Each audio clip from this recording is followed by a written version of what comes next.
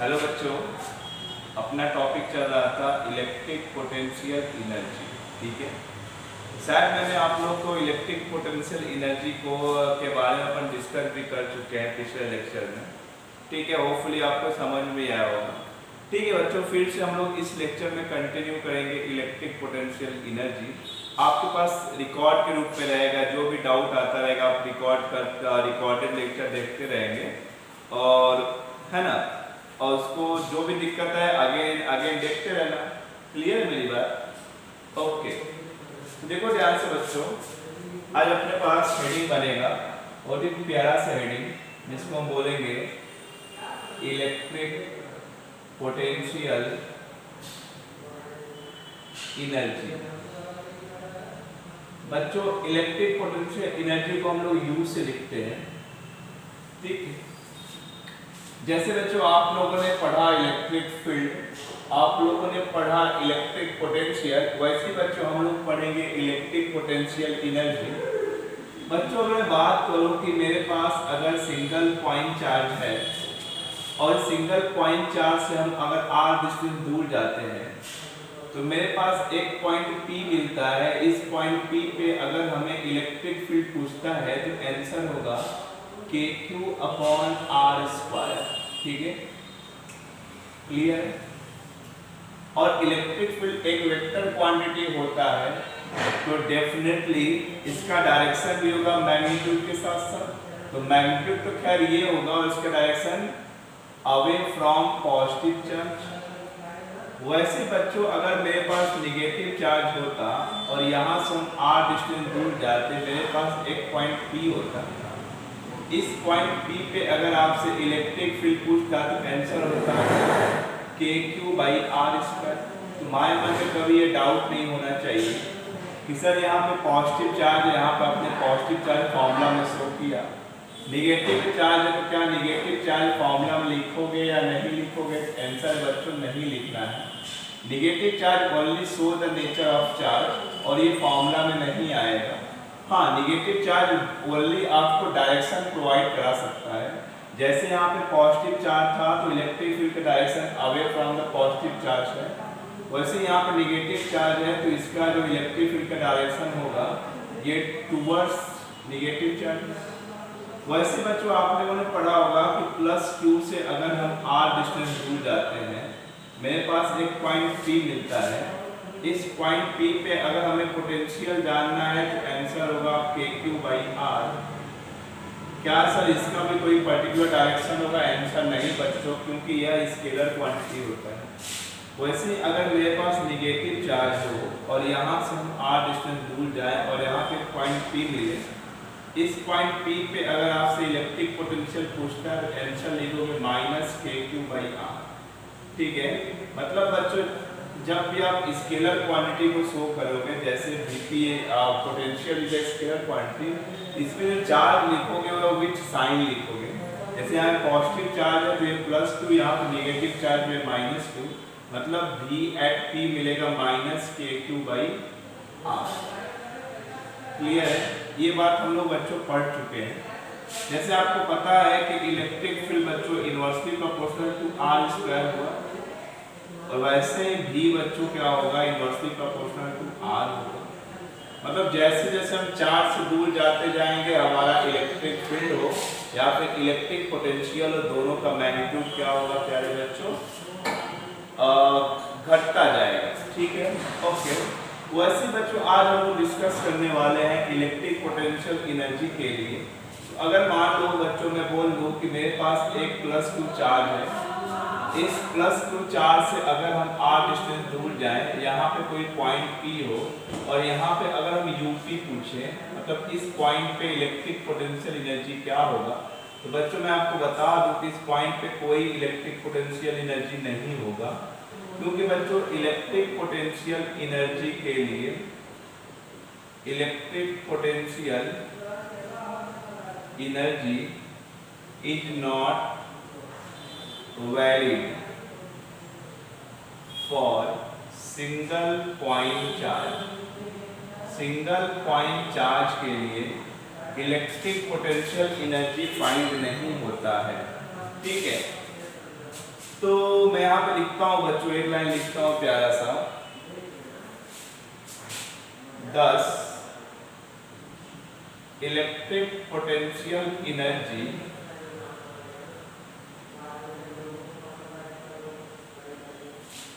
is defined for system of charge। Electrical potential energy के लिए बच्चों आपका सिस्टम ऑफ चार्ज होना चाहिए। सिस्टम ऑफ चार्ज का मतलब क्या होगा सर? तो सिस्टम ऑफ चार्ज का मतलब बच्चों होगा जिसमें ऐसा सिस्टम जिसमें मिनिमम 2 चार्ज अगर प्रेजेंट है तब हम इलेक्ट्रिक पोटेंशियल एनर्जी कैलकुलेट कर सकते हैं। जैसे बच्चों अगर मेरे पास यहाँ पर 2 चार्ज है, ऐसा सिस्टम है जिसमें मेरे पास 2 चार्ज है Q1 and Q2 और इनके बीच का डिस्टेंस R है, ये मेरे पास एक सिस्टम है ना। और इस सिस्टम का अगर इलेक्ट्रिक पोटेंशियल एनर्जी आपको पता करनी है, इसका मैग्नीट्यूड आएगा K Q1 Q2 upon R। Clear है? तो बच्चों एक्चुअली डेफिनेशन क्या होगा इलेक्ट्रिक पोटेंशियल एनर्जी का, तो वह हम लोग लिख लेते हैं। इलेक्ट्रिक पोटेंशियल एनर्जी का अगर हमें डेफिनेशन पता करनी है या फिर डेफिनेशन लिखनी है तो हम क्या लिखेंगे बच्चों? तो आप लिख सकते हो, मेरे साथ लिखिए, the electric potential energy of a system, the electric potential energy of a system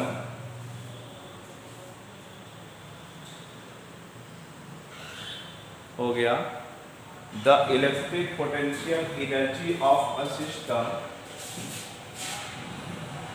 of point charge may be defined as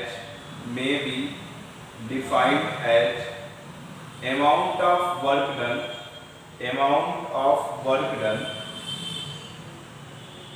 in assembling the charge at their location by bringing them in from infinity, इसका मतलब क्या होगा बच्चों, जरा वो समझते हैं हम लोग। जैसे बच्चों मान लो कि मेरे पास यह एक सिस्टम है जिसमें 2 पॉइंट है, एक A पॉइंट है और एक B पॉइंट है। A पॉइंट पे ऑलरेडी एक चार्ज प्रेजेंट है जिसका नाम दे दिया हमने Q1, और जो B पॉइंट है बच्चों वह A पॉइंट से R डिस्टेंस दूर पर है, और हमें इस सिस्टम का निकालना है पोटेंशियल एनर्जी। हमें फाइंड करना है कि इस सिस्टम का पोटेंशियल एनर्जी कितना होगा। तो देखो डेफिनेशन के थ्रू यही बोल रहा है कि इस सिस्टम का अगर इलेक्ट्रिक पोटेंशियल एनर्जी बतानी है, अगर इस सिस्टम का इलेक्ट्रिक पोटेंशियल एनर्जी हमें कैलकुलेट करना है तो इसमें मिनिमम 2 चार्ज तो होने चाहिए। अभी क्या एक ही चार्ज है, दूसरा पॉइंट पे कोई चार्ज नहीं है, तो हमें क्या करना पड़ेगा? मान लो दूसरा चार्ज Q2 जो प्रेजेंट कहाँ है बच्चों? इंफिनिटी पर प्रेजेंट है।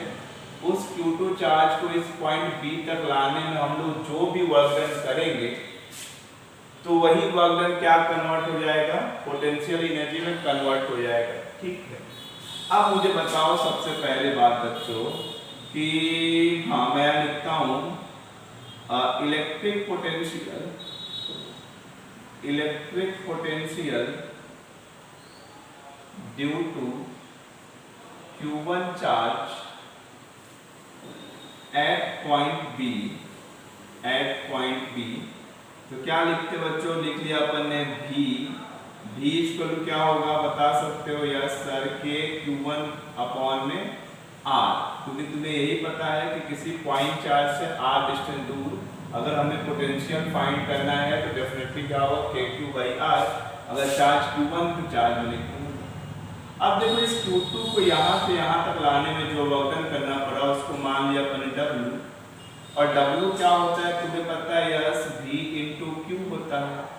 ठीक है, तो V उस पॉइंट पे V कितना है तुमने अभी कैलकुलेट किया, K Q1 बाई R, और एक वहां पे चार्ज कितना है भाई, Q2 चार्ज है, क्योंकि हमें Q2 चार्ज को लाना है, वहां इन्फिनिटी से इस पॉइंट पे कितना वर्क डन किया, वही W है। तो क्या फॉर्मूला बनेगा, K Q1 Q2 अपॉन में R। बच्चों यही वर्क डन कन्वर्ट हो जाएगा इलेक्ट्रिक पोटेंशियल एनर्जी में, तो हमें फॉर्मूला मिलेगा K Q1 Q2 अपॉन में R। Got it clear? तो सारी बातें नोट कर लो, फिर आगे बढ़ेंगे हम लोग बच्चों।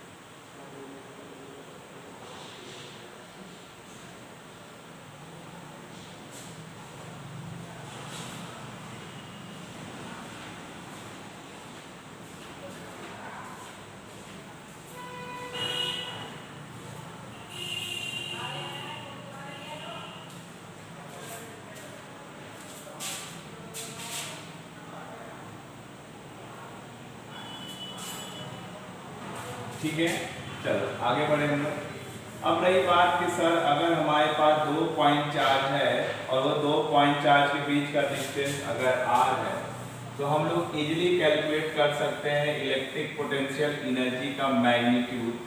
और इलेक्ट्रिक पोटेंशियल एनर्जी बच्चों एक स्केलर क्वांटिटी होगा, तो उसका कोई पर्टिकुलर डायरेक्शन नहीं होगा। ठीक है, तो जरा हम आगे बढ़े बच्चों और दूसरी बात करते हैं, प्यारी प्यारी सी बात है कि जैसे मान लो मेरे प्यारे बच्चों कि मेरे पास एक इक्विलैटरल ट्रायंगल है कुछ ये, और ये डिस्टेंस r1 है, ये डिस्टेंस r2 है, यह डिस्टेंस r3 है। और इसके इक्विलैटरल ट्रायंगल नहीं है बच्चों, यह इक्विलैटरल ट्रायंगल नहीं है क्योंकि हर एक डिस्टेंस अलग अलग है। यहाँ बच्चों हमने प्लेस किया Q1, यहाँ प्लेस किया Q2, यहाँ प्लेस किया Q3, और आपसे पूछ लिए कि इस सिस्टम का इलेक्ट्रिक पोटेंशियल एनर्जी कितना होगा।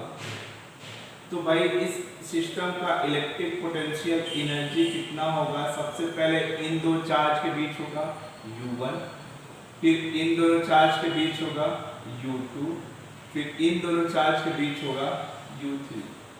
तो बच्चों U ऑफ सिस्टम कितना हो जाएगा भाई, Q1 Q2 अगर चार्ज है, इनके बीच का डिस्टेंस अगर R है, R1 है, तो क्या होगा K Q1 Q2 अपॉन में R1 प्लस इन दोनों बीच में कितना होगा प्यारे बच्चों K, तो चार्ज Q2 और Q3 है, तो Q2 Q3 अपॉन में R2 होगा प्लस इन दोनों के बीच में कितना होगा प्यारे बच्चों K Q1 Q3 अपॉन में बोलो R3। ये बच्चों इस पूरे सिस्टम का क्या हो जाएगा, इलेक्ट्रिक पोटेंशियल एनर्जी। जरा आगे बढ़े हम लोग बच्चों,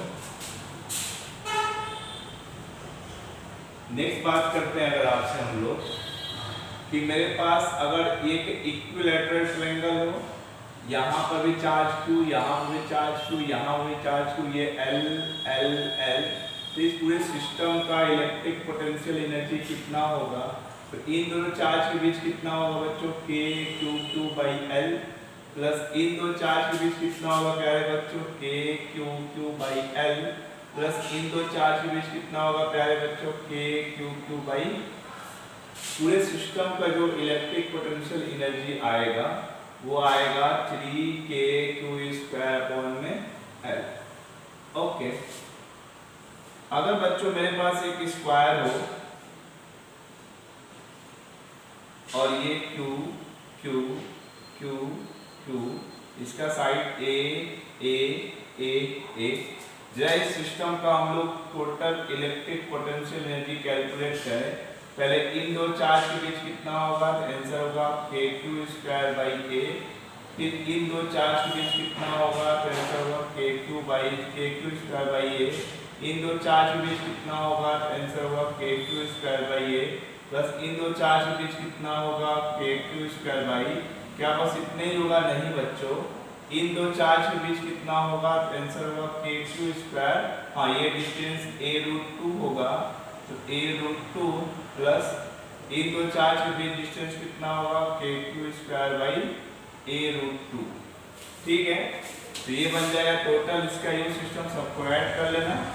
ठीक है प्यारे बच्चों, ओके। कुछ और क्वेश्चन करते हैं हम लोग साथ में, इतना नोट कर लो, उसके बाद मैं क्वेश्चन बोल रहा हूँ उसको सॉल्व करते हैं हम लोग बच्चों। क्वेश्चन लिखेंगे आप लोग, तो इतना छाप लो, फिर आते हैं क्वेश्चन पे नेक्स्ट।